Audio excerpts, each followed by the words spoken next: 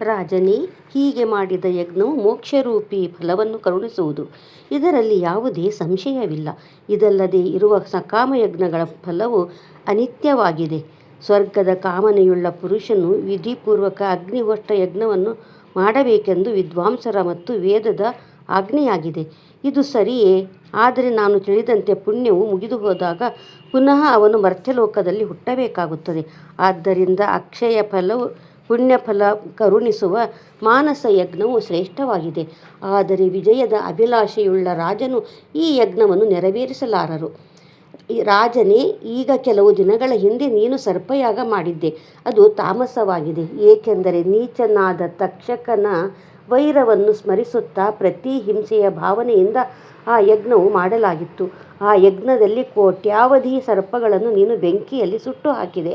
ಮಹಾರಾಜನೇ, ಸೃಷ್ಟಿಯ ಪೂರ್ವದಲ್ಲಿ ಭಗವಾನ್ ವಿಷ್ಣು ಅನುಷ್ಠಾನ ಮಾಡಿದ್ದ ಆ ದೇವೀ ಯಜ್ಞವನ್ನೇ ನೀನು ವಿಧಿಪೂರ್ವಕ ವಿಸ್ತಾರವಾಗಿ ಮಾಡು. ರಾಜೇಂದ್ರನೇ, ನೀನು ಅಂತಹ ಯಜ್ಞವನ್ನೇ ಮಾಡು. ನಾನು ನಿನಗೆ ಎಲ್ಲ ವಿಧಿಯನ್ನು ತಿಳಿಸುವೆನು. ಮೊಟ್ಟ ಮೊದಲಿಗೆ ವೇದದ ಉತ್ತಮ ಜ್ಞಾನವುಳ್ಳ ವಿಧಿಯನ್ನು ಚೆನ್ನಾಗಿ ತಿಳಿದ ಬ್ರಾಹ್ಮಣರು ಇರಬೇಕು. ಅವರಿಗೆ ದೇವಿಯ ಬೀಜಮಂತ್ರದ ವಿಧಾನ ಮತ್ತು ಮಂತ್ರೋಚ್ಚಾರಣೆಯ ಶೈಲಿಯು ಚೆನ್ನಾಗಿ ತಿಳಿದಿರಬೇಕು.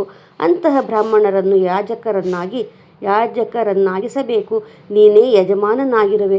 ಮಹಾರಾಜನೇ, ಈ ಪ್ರಕಾರ ವಿಧಿವತ್ತಾಗಿ ಯಜ್ಞ ಮಾಡಿ ಅದರಿಂದ ದೊರೆತ ಪುಣ್ಯಫಲವನ್ನು ಅರ್ಪಿಸಿ ನಿನ್ನ ತಂದೆಯ ಉದ್ಧಾರ ಮಾಡು. ಬ್ರಾಹ್ಮಣನಿಗೆ ಮಾಡಿದ ಅಪಮಾನದ ಪಾಪವನ್ನು ಯಾರೂ ಅಳಿಸಲಾರರು. ಪುಣ್ಯಾತ್ಮನೇ, ನಿನ್ನ ತಂದೆಯು ಬ್ರಾಹ್ಮಣನ ಶಾಪಜನಿತ ದೋಷದಿಂದ ದೂಷಿತನಾಗಿರುವನು. ಜೊತೆಗೆ ಸರ್ಪವು ಕಚ್ಚಿ ರಾಜನ ಶರೀರ ಶಾಂತವಾಯಿತು. ಅದರಿಂದಲೂ ದುರ್ಮರಣವೇ ಸಿದ್ಧವಾಯಿತು. ಮೃತ್ಯುವಿನ ಸಮಯ ಭೂಮಿಯಲ್ಲಿ ದರ್ಭೆಗಳನ್ನು ಹಾಸಿ ಅದರ ಮೇಲೆ ಅವನನ್ನು ಮಲಗಿಸಲಿಲ್ಲ. ಮೊದಲೇ ಮೃತ್ಯುವಾಗಿ ಹೋಯಿತು. ಅವನು ಸಂಗ್ರಾಮದಲ್ಲಿ ಸತ್ತಿಲ್ಲ ಹಾಗೂ ಗಂಗಾ ತೀರದಲ್ಲಿಯೂ ಸತ್ತಿಲ್ಲ. ಕುರುಶ್ರೇಷ್ಠರೇ, ನಿನ್ನ ತಂದೆಯು ಸಾಯುವ ಸಮಯದಲ್ಲಿ ಸ್ನಾನ ದಾನ ಏನನ್ನೂ ಮಾಡದಾದನು. ಅವನು ಅರಮನೆಯ ಮೇಲಿನ ಅಂತಸ್ತಿನಲ್ಲಿದ್ದನು. ಅಲ್ಲೇ ಶ್ವಾಸದ ಗತಿ ನಿಂತು ಹೋಯಿತು. ರಾಜೇಂದ್ರನೇ, ಆಗ ರಾಜನ ಪರಲೋಕವನ್ನು ಸುಧಾರಿಸಿಕೊಳ್ಳುವ ಒಂದು ಉಪಾಯವಿತ್ತು. ಆದರೆ ಅವನು ಆ ಅತ್ಯಂತ ದುರ್ಲಭ ಉಪಾಯವನ್ನು ಮಾಡಲಿಲ್ಲ.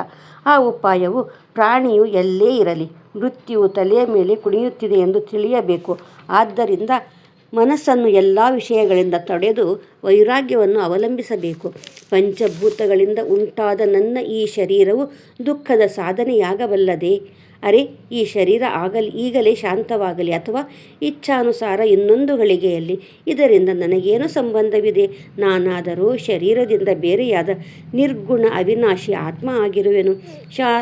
ನಾಶವಾಗುವ ಈ ತತ್ವಗಳು ನಾಶವಾಗಲಿಯಂತೆ ನಾನು ಇದರಿಂದ ಏಕೆ ಚಿಂತೆ ಪಡಬೇಕು? ನಿಸ್ಸಂದೇಹವಾಗಿ ನಾನು ಸದಾ ಸ್ಥಿರವಾಗಿರುವ ವಿಕಾರಶೂನ್ಯ ಬ್ರಹ್ಮನಾಗಿರುವೆನು. ಸಂಸಾರಿಯಲ್ಲ. ದೇಹದೊಂದಿಗೆ ಕಂಡುಬರುವ ಸಂದರ್ಭದಲ್ಲಿ ಕರ್ಮಭೋಗವೇ ಕಾರಣವಾಗಿದೆ. ಅವೆಲ್ಲ ಒಳ್ಳೆಯ ಕೆಟ್ಟ ಮಾರ್ಗಗಳು ನನ್ನಿಂದ ಭಿನ್ನವಾಗಿವೆ. ಸುಖ ದುಃಖದ ಸಾಧನೆಯಾಗಿದ್ದರಿಂದ ಮಾನವ ದೇಹದೊಂದಿಗೆ ಅವರ ಸಂಬಂಧ ಕಂಡುಬರುತ್ತದೆ.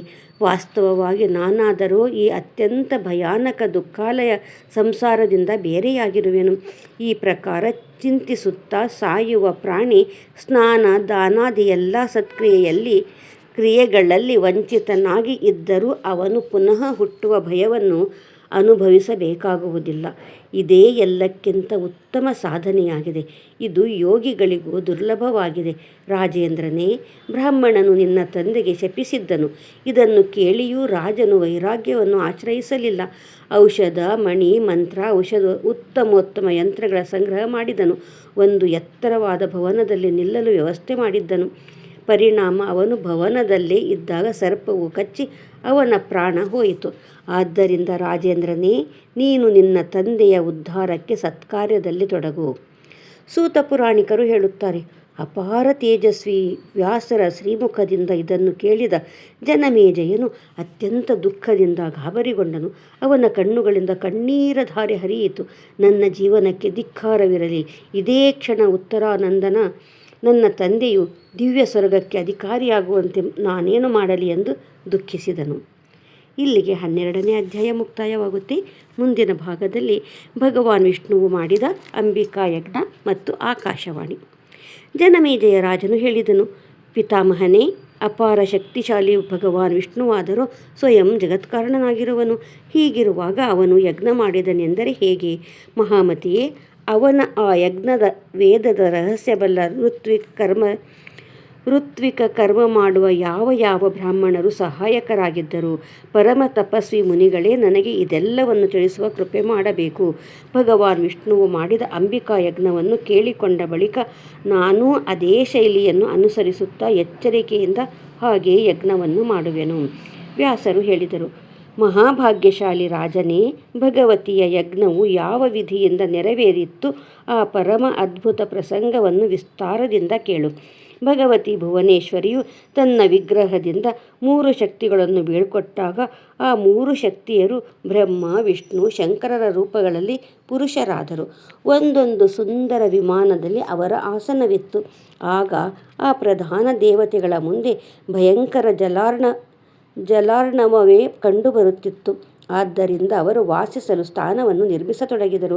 ಅವರಿಂದ ಪೃಥ್ವಿಯ ಸೃಷ್ಟಿಯಾಯಿತು ಮತ್ತು ಅವರು ಅದರ ಮೇಲೆ ನೆಲೆಸಿದರು. ಆಗ ಭಗವತಿ ಭುವನೇಶ್ವರಿಯೇ ಆ ಆಧಾರ ಶಕ್ತಿ ಪೃಥ್ವಿಯನ್ನು ತನ್ನ ಬಳಿಯಿಂದ ಕಳಿಸಿದ್ದಳು. ಆಗಲೇ ಆ ಪೃಥ್ವಿ ಪ್ರತಿಷ್ಠಿತವಾಯಿತು. ಅದರಲ್ಲಿ ಮಜ್ಜ, ಮೇಧಸ್ಸು ಮೆತ್ತಿಕೊಂಡಿತ್ತು. ಆ ಮೇಧಸ್ಸು ಮಧುಕೈಟಭರದಾಗಿತ್ತು. ಅದರ ಸಂಯೋಗದಿಂದ ಪೃಥ್ವಿಯ ಹೆಸರು ಮೇಧಿನಿ ಎಂದಾಯಿತು. ಎಲ್ಲರಿಗೆ ತನ್ನ ಮೇಲೆ ಸ್ಥಾನ ಕೊಟ್ಟಿದ್ದರಿಂದ ಧರೆ ಮತ್ತು ವಿಸ್ತೃತವಾದ್ದರಿಂದ ಪೃಥ್ವಿ ಎಂಬ ಹೆಸರುಗಳು ಬಂದವು. ಭಾರವಾದ್ದರಿಂದ ಮಹಿ ಎಂದು ಕರೆಯಲ್ಪಟ್ಟಳು. ಭಗವತಿ ಭುವನೇಶ್ವರಿಯು ಆ ಪೃಥ್ವಿಯನ್ನು ಆದಿಶೇಷನ ಮಸ್ತಕದಲ್ಲಿ ನಿಲ್ಲಿಸಿದಳು. ಅವನು ಅದನ್ನು ಸ್ಥಿರವಾಗಿ ಧರಿಸಿಕೊಂಡಿರಲಿ ಎಂದು ಸಮಸ್ತ ವಿಶಾಲವಾದ ಪರ್ವತಗಳನ್ನು ರಚಿಸಿದಳು. ಮರದ ತುಂಡುಗಳಿಗೆ ಮೊಳೆ ಹೊಡೆದು ಅದನ್ನು ಅಲ್ಲಾಡದ ಹಾಗೆ ಮಾಡುವಂತೆ ಆ ಪರ್ವತಗಳನ್ನು ರಚಿಸಲಾಗಿತ್ತು. ಮಹಾರಾಜನೇ, ಇದರಿಂದಲೇ ಪಂಡಿತರು ಪರ್ವತಗಳನ್ನು ಮಹೀಧರ ಎಂದು ಹೇಳುತ್ತಾರೆ. ಭಗವತಿಯು ಅನೇಕ ಯೋಜನ ವಿಸ್ತಾರವುಳ್ಳ ಆ ಸುಮೇರು ಪರ್ವತವನ್ನು ಬಹಳ ಸುಂದರವಾಗಿ ಅಲಂಕರಿಸಿದಳು. ಅನೇಕ ಮಣಿಮಯ ಶಿಖರಗಳು ಅದರ ಅದ್ಭುತ ಶೋಭೆಯನ್ನು ಹೆಚ್ಚಿಸಿದ್ದವು. ಮರೀಚಿ, ನಾರದ, ಪುಲಸ್ತ್ಯ, ಪುಲಹ, ಕ್ರತು, ದಕ್ಷ ಪ್ರಜಾಪತಿ ಮತ್ತು ವಸಿಷ್ಠ ಇವರು ಬ್ರಹ್ಮನ ಮಾನಸ ಪುತ್ರರಾದರು. ಮರೀಚಿಯಿಂದ ಕಶ್ಯಪರು ಪ್ರಕಟರಾದರು. ದಕ್ಷ ಪ್ರಜಾಪತಿಗೆ 13 ಕನ್ಯೆಯರಾದರು. ಕಶ್ಯಪರು ಅವರಲ್ಲಿ ಅನೇಕರನ್ನು ಪಡೆದು ಅವರಿಂದ ದೇವತೆಗಳನ್ನು ದಾನದಲ್ಲಿ ಉತ್ಪನ್ನ ಮಾಡಿದರು. ಅಂದಿನಿಂದ ಕಶ್ಯಪರ ಸೃಷ್ಟಿ ನಡೆಯುತ್ತಿದೆ. ಮನುಷ್ಯ, ಪಶು, ಸರ್ಪ ಮುಂತಾದ ಅನೇಕ ಜಾತಿಯ ಭೇದದಿಂದ ಅದರ ವಿಶಾಲ ರೂಪವಾಯಿತು. ಬ್ರಹ್ಮದೇವರ ಅರ್ಧ ಶರೀರದಿಂದ ಸ್ವಯಂಭುವ ಮನು ಪ್ರಕಟನಾದನು ಮತ್ತು ಉಳಿದಿದ್ದ ಅರ್ಧ ಶರೀರದಿಂದ ಸ್ತ್ರೀ ರೂಪದಲ್ಲಿ ಶತರೂಪ ಆವಿರ್ಭವಿಸಿದಳು.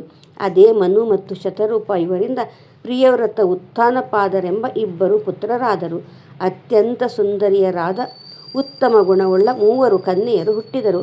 ಕಮಲಭವ ಬ್ರಹ್ಮದೇವರು ಈ ಪ್ರಕಾರ ಸೃಷ್ಟಿಯನ್ನು ರಚಿಸಿ ಸುಮೇರು ಪರ್ವತದ ಶಿಖರದಲ್ಲಿ ಒಂದು ಸುಂದರ ಬ್ರಹ್ಮಲೋಕವನ್ನು ನಿರ್ಮಿಸಿದನು. ಮತ್ತೆ ಭಗವಾನ್ ವಿಷ್ಣು ಲಕ್ಷ್ಮೀದೇವಿಯ ಮನೋರಂಜನೆಗಾಗಿ ವೈಕುಂಠವನ್ನು ನಿರ್ಮಿಸಿದನು. ಅವನ ಆ ಸರ್ವೋತ್ತಮ ರಮ್ಯವಾದ ಕ್ರೀಡಾಭವನವು ಸಮಸ್ತ ಲೋಕಗಳಿಗಿಂತ ಮೇಲೆ ವಿರಾಜಿಸುತ್ತದೆ. ಶಂಕರನು ಕೈಲಾಸ ಎಂಬ ಒಂದು ಉತ್ತಮ ಸ್ಥಾನವನ್ನು ನಿರ್ಮಿಸಿಕೊಂಡನು. ಭೂತಗಳ ಒಂದು ಗುಂಪನ್ನು ನಿರ್ಮಿಸಿ ಅವುಗಳೊಂದಿಗೆ ಸ್ವೇಚ್ಛೆಯಿಂದ ಅಲ್ಲಿ ಆನಂದವಾಗಿದ್ದನು. ಮರ್ತ್ಯಲೋಕ ಮತ್ತು ಪಾತಾಳಗಳಿಗಿಂತ ಬೇರೆಯಾದ ಒಂದು 3ನೇಯದಾದ ಸ್ವರ್ಗಲೋಕವು ಸುಮೇರುಗಿರಿ ಶಿಖರದಲ್ಲಿ ವಿರಾಜಮಾನವಾಗಿದೆ. ಬಗೆ ಬಗೆಯ ರತ್ನಗಳಿಂದ ಸುಶೋಭಿತ ಆ ಸ್ಥಾನದಲ್ಲಿ ದೇವರಾಜ ಇಂದ್ರನು ಇರತೊಡಗಿದನು.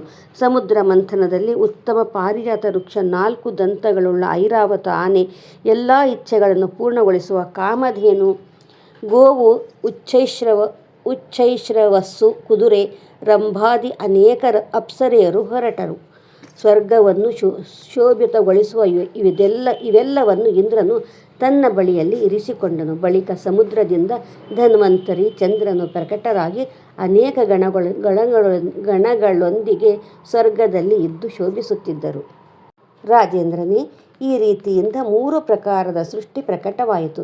ದೇವತೆ, ಪಶು, ಮಾನವ ಮೊದಲಾದ ಅನೇಕ ಭೇದದಿಂದ ಈ ಸೃಷ್ಟಿಯು ಕಲ್ಪಿತವಾಗಿದೆ. ಸಂಚಿತ ಕರ್ಮಕ್ಕನುಸಾರ ಅಂಡಜ, ಪಿಂಡಜ, ಸ್ವೇದಜ, ಉದ್ಬೀಜ ಈ 4 ಭೇದಗಳಿಂದ ಜೀವರ ಸೃಷ್ಟಿಯಾಯಿತು.